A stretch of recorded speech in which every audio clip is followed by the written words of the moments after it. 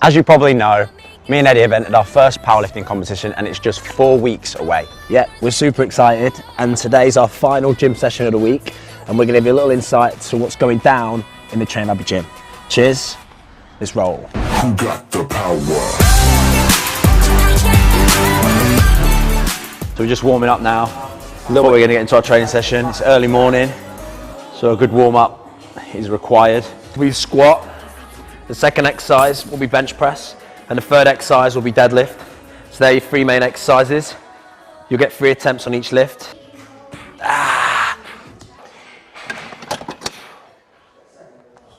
So I always put this band on before I train and I do a mini glute circuit. Glutes are the biggest muscle in the body, so I want to make sure they're firing and they're warm, but it burns like crazy. So we're always slightly below our max, and that way we're able to train, get the most out of it, and like you say, yeah, we'll really push ourselves to the 100% limit on the day. So now I'm just warming up with 60. I used to take way too long on my warm-ups when I first started, but now I do 60, I jump up in 20s, 60, 80, 100, 120, 140, 160, and then I'll hit 180 today. The black bar is slightly easier to grip, and when in bench pressing I like the silver bar because it's easier to see where my hands are. Deadlift is such a big lift, works all your muscles in the body. You're able to lift a lot of weight on it. So it's one of them things you have to really prepare yourself for because the weight's going to get heavy. Even though these aren't our working weights for today, we're still taking our sets in between. Not many reps, we're just getting the body used to lifting weights before we hit our main sets. It's really important. You're going over all the steps in your head, where to have your feet, where to have your hands, when to breathe. So when you do get to your working sets, you're on fire.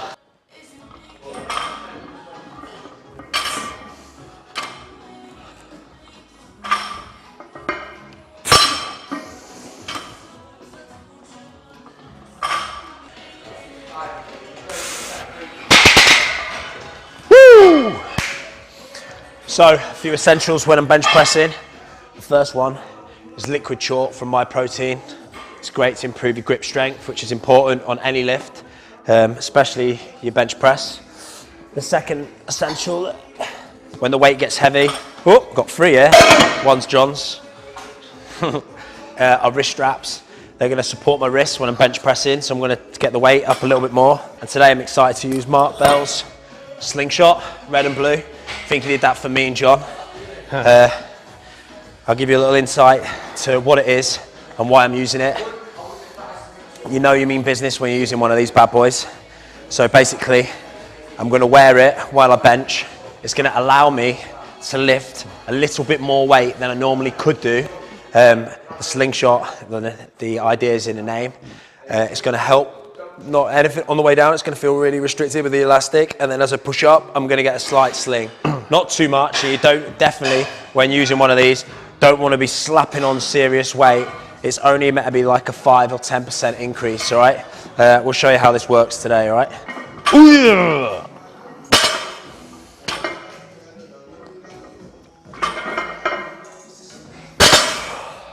Machine in it. So I'm going to start.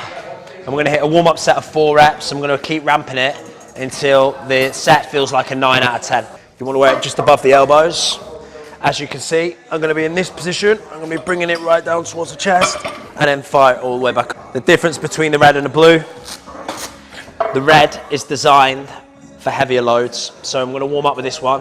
When I start pushing above 100, I'll go to the red one, yeah? Lift your bar.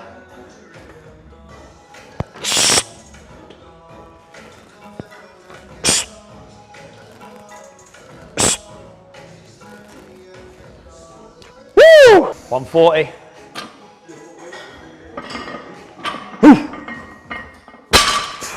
Flew up that, didn't it? Nice, mate. Sometimes with warm-up sets, I find it's about feeling the weight, getting to know what it feels like to lift slightly heavier as its sets are going on. But if it feels that good after 1 rep, I'll just stop because it's a confidence builder. I want to go into my next set now feeling great. When your guns are too big. Lift your bar.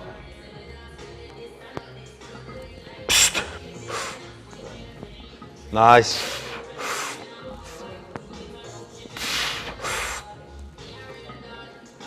Good. Well played. Woo! So the belt comes out. The belt supports your lower back whenever you start lifting heavy, because whenever you start lifting heavy on any exercise, you've got to look after yourself, got to protect yourself. So I don't use it all the time. I only use it when I'm starting to push myself. Like we said before, scale of 1 to 10, whenever I get to about an 8 or 9, the belt will always come out. We have an idea of actually in our heads kind of what numbers we're going to be looking to hit for the competition. We haven't actually dialed them in yet. We've still got 4 weeks away. And we don't really want to put that limitation in there at the minute. So we're kind of just enjoying the fact that it's our first comp, stress-free really, isn't it? Yeah, I just keep thinking, as long as you beat yourself, yeah, then that's the main it's thing. not cringe, innit? But it's like you versus you. Yep. Nice, mate. 180 now, yeah? 180 now. Your bar. Squeeze those glutes. Drive. Easy.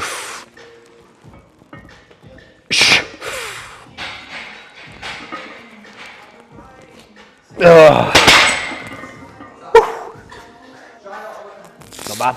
Or whenever it comes to lifting heavy, or you've got to be ready to go at that split second. We used to be really bad for it. Eddie used to have to make sure that he's comfortable, his nails are done, his hair's looking sharp, the temperature of the room's okay, he's been through a week, all that type of thing. Whereas nowadays, you just go straight in. When it's time to step across that line, step in front of the bar, you have to switch on, zone in, and just turn into a completely different person. Drive.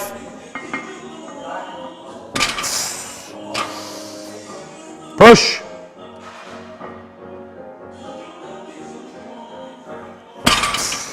Yeah. Woo! As soon as we switch to strength training and your progress is kind of what you're doing in the gym, it becomes a lot more rewarding. And if you're getting stronger, then you're going to be putting on more muscle. Or if you're a girl, you're going to be toning up even better.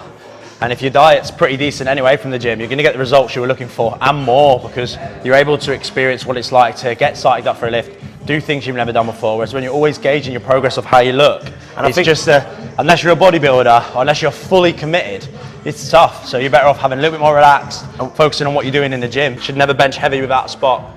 Okay, ready? 3, 2, 1. Lift them. Your bar. Stay tight, stay tight.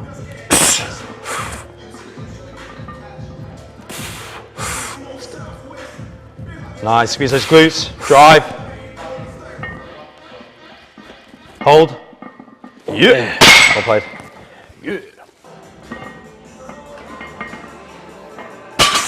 Come on. Yep. Easy, right, come on, bench. 2, 1, lift. Your bar. Steady.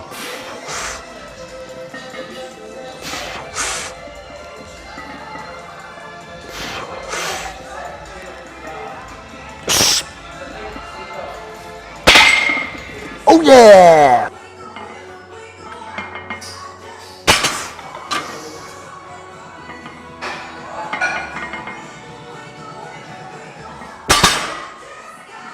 Okay, nice work.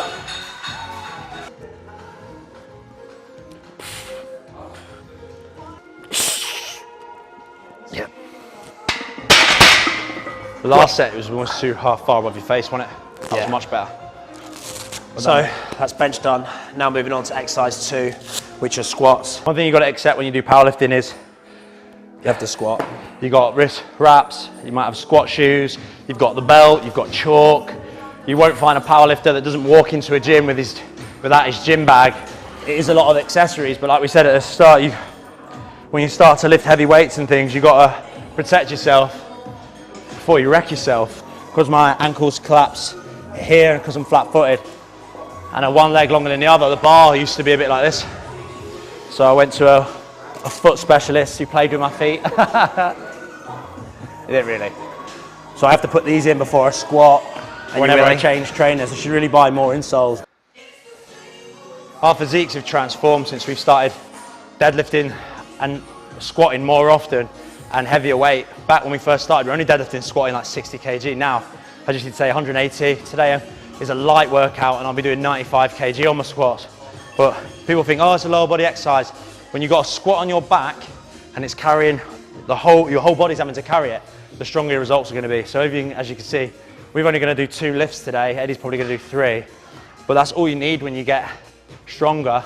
Sometimes you don't need 10 exercises. That's what we used to do back in the day. We used to hit legs once a week and we used to pick 20 different leg exercises, smash them, and then I couldn't walk for a week.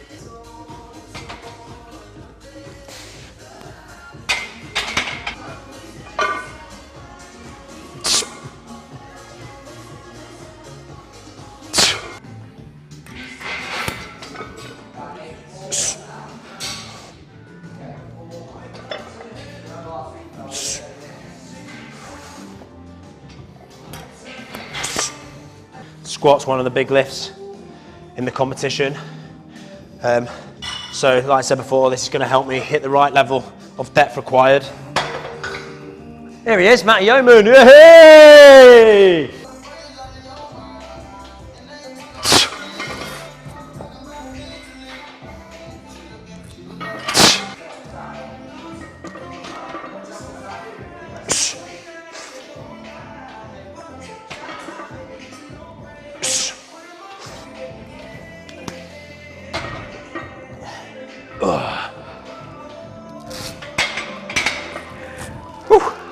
Most I've ever squatted is 155 kg for 1.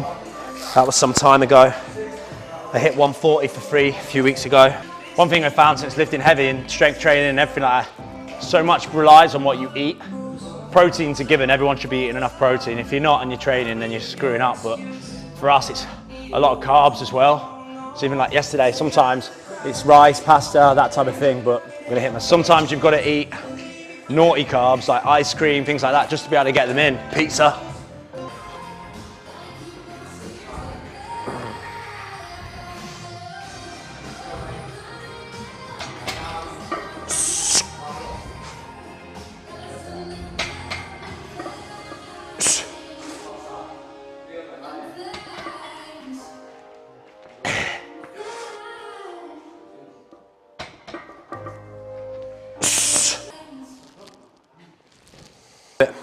My last exercise of the day, of the morning, deadlifts, pause deadlifts, teaching my body the position that I want it to be in when I'm doing normal deadlifts. This is going to get me stronger at my actual deadlifts, right? So the setup's pretty much exactly the same.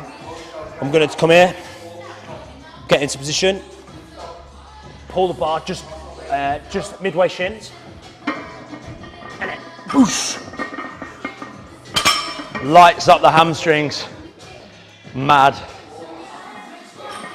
And if you want to get technical about it, it improves your strength to be able to pull the bar off the floor, which is an area that a lot of people struggle with when the weight gets heavy. So if you can spend some time in that area of the lift, when it starts getting heavy, it'll just keep moving and then it'll be like this. Yeah. And to give my body a bit of a break from the squat, dead and bench that I have been doing when I've been doing heavy work, this is a bit lighter today. Different type exercise of each of them lifts. It's great that I love it because it's a break mentally and physically from my mind.